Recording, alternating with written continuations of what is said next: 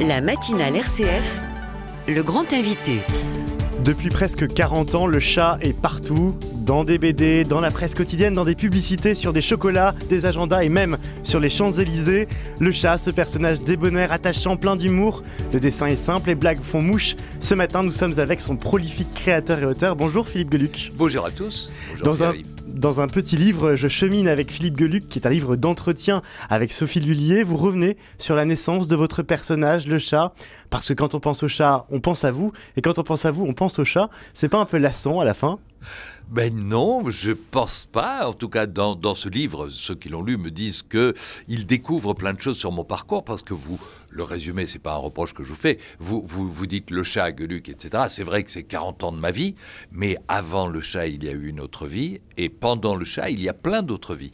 Comme je me suis rendu compte très très vite que la vie n'était pas très longue, je la trouve trop courte, ça c'est sûr. Ben bon, je me plaindrai à qui de droit un jour. Mais j'ai essayé de la rendre large en pratiquant beaucoup d'activités parallèlement pour élargir le champ des passions. Mais oui, parce que dans ce livre, on découvre que vous êtes acteur de théâtre, que vous êtes humoriste, vous avez fait aussi beaucoup de radio. Comment est-ce qu'on arrive à faire tout ça en même temps ? Quand on est gourmand, je pense ne pas être boulimique, mais gourmand, j'ai envie des choses. Je passe aussi beaucoup de temps avec les miens, avec mes amis. J'essaye de profiter de tout. Alors comme je me suis rendu compte que j'avais le talent de dessiner, et puis de monter sur scène, et puis de faire de la radio, de la télé, en Belgique, j'ai fait des milliers d'émissions, les Français n'en savent rien, évidemment. Mais pendant 20 ans, j'ai fait ça en Belgique, passionnément, et je me suis peut-être, dès le début, dit, tiens, si tu fais un métier et que ça marche pas, tu vas te retrouver bien embêté. Donc, essaye d'en faire au moins 2 ou 3. Comme ça, il y en a peut-être, c'est peut-être l'autre qui va marcher, ou le 3e ou le 4e. Et mon problème et mon drame dans ma vie, c'est que les 4 ont marché en même temps. Et donc, je me suis retrouvé être suractif. Mais ça me passionne et j'adore ça. Justement, on vous voit toujours très énergique. Est-ce que vous pensez qu'une part de votre succès vient non seulement de votre talent, mais aussi de cette énergie, de ce dynamisme sans limite ? Alors, je sais pas, je crois que ça, c'est quelque chose qu'on a ou qu'on n'a pas. On a un moteur qui tourne. Moi, j'ai parfois l'impression d'être un moteur qui produit du carburant. Donc, je dois pas m'arrêter à la station-service et je peux rouler à toute berzingue. Vous pouvez donner des conseils au gouvernement français qui cherche des sources d'électricité. Mais vous savez que ce matin, j'y ai réfléchi quand on m'a amené ici. Et je me dis que on produit l'électricité.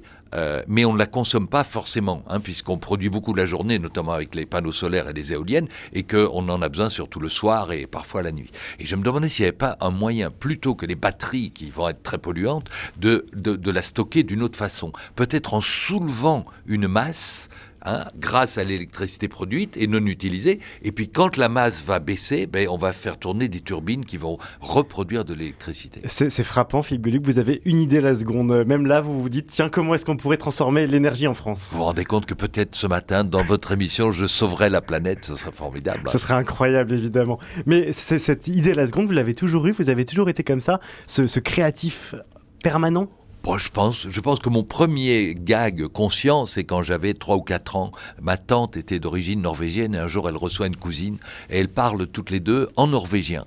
Et je me tourne vers mes parents en disant est-ce qu'on est sûr qu'elles comprennent ce qu'elles se disent, parce que c'est un sabir un petit peu étrange. Et mes parents ont dit oh, quel joli mot d'enfant. Et moi je me suis dit mais non, c'était un gag, c'était pour faire rire la famille.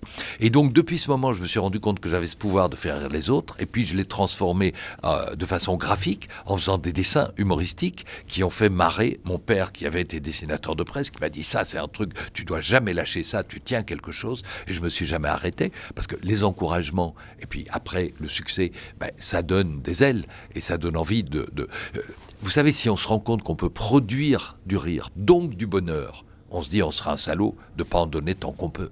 Le rire, il a une place énorme dans votre vie ? Primordial. Peut-être juste après l'amour.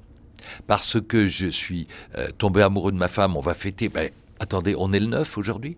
Le 8. Le 8, donc c'est après-demain. Je ne dois pas oublier nos 46 ans d'amour. 46 ans. On s'est mis ensemble le 10 décembre 76. Ah, n'oubliez pas, c'est important. Non, voilà. Alors, je faisais rire déjà avant, je la fais rire, elle, tous les jours, tous les matins, avec mes enfants me font pleurer de rire, ils sont drôles dans des styles très différents du mien, et on est une famille joyeuse, mais moi, ça a accompagné, évidemment, c'est primordial, mais l'amour passe avant tout le reste. Votre femme, Dany, on découvre dans ce livre « Je chemine avec Philippe Geluck » qu'elle a une place primordiale, c'est vrai qu'on ne la connaît pas, et pourtant, elle est presque dans tous les chapitres présente. C'est vrai que je parle beaucoup d'elle, parce qu'elle est évidemment l'amour de ma vie, parce que je retombe amoureux d'elle tous les matins, parce que elle est ma meilleure complice et ma meilleure conseillère, c'est-à-dire que si je m'apprête à faire une bêtise, elle me dit non, ne fais pas ça, tu vas te planter ou ça va être trop, etc.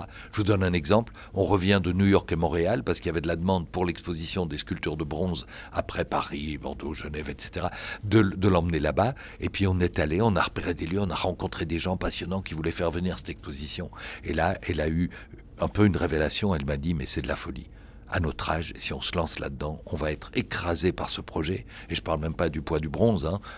20 fois 2,5 tonnes, ça fait 50 tonnes. Et puis, comment dire, d'un point de vue écologique, c'est peut-être idiot aujourd'hui, où on doit tout économiser, de faire traverser l'Atlantique à ces statues, etc., etc. Elle m'a dit, mais la vie passe, on n'aura plus de temps pour voir nos enfants, nos petits-enfants et tout. Et j'ai compris, elle avait raison, et j'ai dit stop, on renonce à ce projet-là. Oui. Et dans ce sens, elle est ma meilleure alliée, ma meilleure conseillère. L'amour, votre meilleure conseillère, et vous disiez que juste après l'amour, il y a le rire et la joie. Vous avez toujours le sourire aux lèvres. C'est important pour vous d'avoir ce sourire aux lèvres. Qu'est-ce que ça provoque chez les autres? Est-ce que vous pensez que le sourire provoque le sourire? Je pense. Dans un dessin récent du chat, je dis, ce n'est pas parce qu'on voit tes dents que tu souris. Alors il faut que le sourire soit vrai. Il faut que l'œil rie aussi. On a vu d'ailleurs pendant toute la période des masques comme des gens continuent à sourire par les yeux. Oui, c'est primordial parce que c'est une énergie qu'on a en soi. Je ne la mesure pas, je souris malgré moi, disons. J'ai cette joie intérieure, mais je pense que de croiser un regard de quelqu'un qui sourit, ça donne de l'énergie. Et je le vois bien, dans le train, dans la rue, etc. Les gens me regardent avec bienveillance, je leur souris, on échange quelque chose, et j'ai l'impression qu'on en ressort un petit peu plus fort. Ah, et c'est le slogan de RCF, la joie se partage. Ah ben vous voyez. Et, pardon, il y a un proverbe arabe qui est magnifique, qui dit, si tu partages tes maisons, elles ne changent pas. Si tu partages ton gâteau, il diminue. Si tu partages ta joie, elle augmente. Le proverbe arabe du matin avec vous, Philippe Geluck. Vous êtes bien à l'écoute de RCF, il est 8h17. Nous sommes avec Philippe Geluck qui publie un entretien avec Sophie L'Huillier, c'est aux éditions du Seuil. Dans ce livre, on découvre aussi le businessman Philippe Geluck. Dans les émissions de Laurent Ruquier, ce dernier se moquait régulièrement de vous pour votre capacité à faire en permanence de la promo pour vos livres. Cette fibre commerciale, elle vous vient d'où ? Alors, businessman, je réfute parce que je suis pas un homme d'affaires. Vous savez, l'homme d'affaires, il dirige des sociétés, il fait travailler des gens, il fait des placements en bourse, il fait des trucs. Moi, je fais tout moi-même. Je suis un artiste, artisan, etc. En revanche, je suis un entrepreneur. Et ça, c'est un mot que j'aime parce que j'entreprends des projets. Et une fois que j'ai entrepris des projets, il faut les faire marcher. Il faut que, par exemple, cette exposition de sculpture monumentale qui a été sur les Champs-Élysées et puis qui voyage, elle est lancée pour financer le futur musée du chat et du dessin d'humour à Bruxelles. Les sculptures sont mises en vente et le bénéfice intégral revient au musée et à la cagnotte du musée. Et quand je sors un album, oui, forcément, quand je suis à la radio, j'en parle, je dis, vous savez, il y a un nouvel album du chat, etc., ça fait rire Laurent, c'est devenu un running gag. Mais parce qu'il y a derrière moi toute une filière, il y a l'éditeur, chez qui travaillent beaucoup de gens, et mon éditeur Casterman, pas le Seuil en l'occurrence ici, mais Casterman, pour eux, le chat est quelqu'un de très important dans leur bilan annuel. Il y a des libraires qui sont en souffrance face à Amazon et à Internet qui vend en ligne, etc. Donc j'ai l'impression aussi de soutenir. Il y a les imprimeurs, et ce sont tous des gens qui travaillent magnifiquement, qui travaillent dans nos pays, et je pense que mon rôle, c'est aussi de les soutenir. Et si le livre marche, ce n'est pas que pour mon profit, je veux dire, moi ça va, ma vie va bien, mais c'est aussi pour soutenir des dizaines de personnes qui travaillent autour de Et d'ailleurs, on le voit livre. bien parce que dans ce livre, vous les nommez explicitement, vous racontez presque votre quotidien avec Pauline, graphiste, Adrien qui gère Internet, Ariane qui gère l'archive. C'était important aussi pour vous d'être reconnaissant vis-à-vis de ces personnes qui font votre quotidien? Ah ben énormément, on travaille, je travaille dans mon atelier, je suis entouré d'une dizaine de personnes effectivement que je cite dans le livre, mais pour les sculptures, il y a 45 personnes qui ont travaillé sur ce chantier, et à chaque inauguration, je les ai fait venir, je leur ai rendu hommage, parce que ça va, je veux dire, moi c'est vrai, c'est mon travail, c'est ma création, mais sans tous les autres, ben, je ferai que des dessins, c'est déjà pas mal, mais j'ai toujours aimé le travail en solitaire à ma table à dessin, où là j'ai besoin d'être seul au monde, et puis le travail en équipe qui s'est passé avec des équipes de radio, de télé, de théâtre, d'édition, et je rends effectivement hommage aux autres. Et d'édition justement Casterman. Alors on apprend dans ce livre que vous n'êtes pas rancunier quand même, parce qu'ils vous ont refusé au début le chat avant que vous deveniez sans doute la poule aux odeurs. J'imagine que le patron de Casterman a dû réaliser maintenant des résidences secondaires avec l'argent que le chat lui a permis d'amasser. Mais Casterman, c'est étonnant cette aventure que vous avez avec eux. Ah oui, ça se passe en 85, je leur propose non pardon, oui, en 85, je leur propose de faire un album avec les dessins, puisque le chat était devenu déjà un petit peu le personnage fétiche du quotidien dans lequel il était publié, il y avait le mensuel à suivre, etc. Et il commençait à beaucoup faire parler de lui. Je dis, on devrait faire un album. Ah non merci, ça ne nous intéresse pas. Ah bon? Alors je suis allé chez un deuxième éditeur qui m'a fait la même réponse, un troisième éditeur qui m'a fait la même réponse. Et un an plus tard, j'ai redit à Casterman et à son directeur qui était devenu un ami, j'ai dit, écoute, je te le repropose encore par loyauté, je te le repropose encore une fois, mais si tu veux pas, je peux comprendre, mais alors je l'édite à compte d'auteur. Et si j'avais fait ça, là, j'aurais des résidences secondaires dans tous les paradis fiscaux. Et dans cette bande dessinée du chat, on voit beaucoup de références aussi à des grandes œuvres d'art. Je pense notamment à la Vénus de Millot, qui doit être un running gag là-dedans. Vous vous êtes donné une mission aussi d'éduquer à travers l'humour, à travers ce personnage du chat.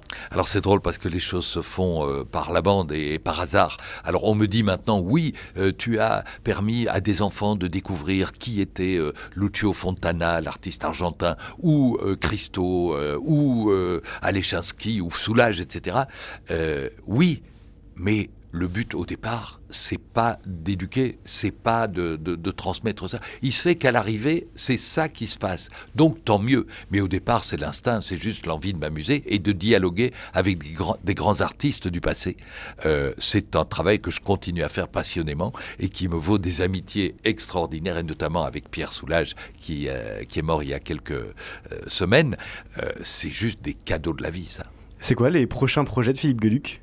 Alors, c'est l'exposition des sculptures qui va venir à Bruxelles l'année prochaine pour l'année des 40 ans du chat.